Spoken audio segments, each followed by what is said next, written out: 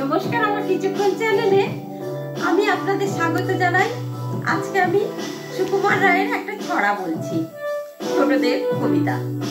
গান জুড়েছেন গ্রীষ্মকালে ভীষ্মলোচন শর্মা, আওয়াজখানা দিচ্ছে হানা দিল্লি থেকে বর্মা।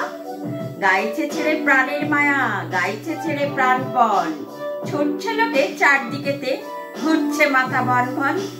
পড়ছে কত জখম হয়ে, করছে কত ছটফট, বলছে হেঁটে প্রাণটা গেল, গানটা থামাও ঝটপট। বাঁধন ছেড়ে মহিষ ঘোড়া পথের ধারে চিৎপাত, ভীষ্মলোচন গাইছে তেড়ে, নাইকো তাহে ঋতপাস। চারপাতুলি জন্তুগুলি পড়ছে বেগে মূর্ছায়, লঙ্গুর খাড়া পাগল পাড়া বলছে রেগে দুধ ছাই।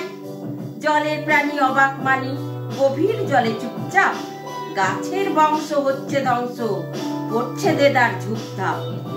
সৈন্য মাছে ঘূর্ণি লেগে ডিগবাজি খায় পক্ষী, সবাই হাঁকে আন্না দাদা গানটা থামাও লক্ষ্মী।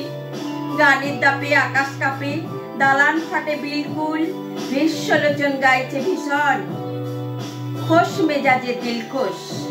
এক যে ছিল পাগলা ছাগল, এমনি সেটা ওস্তাদ, গানের তালে সিং বাগিয়ে মারলে গুতো পশ্চাৎ। আর কোথা যায় একটি কথা, গানের মাথায় ডান্ডা, বাপরে বলে ভীষ্মলোচন এক্কেবারে ঠান্ডা।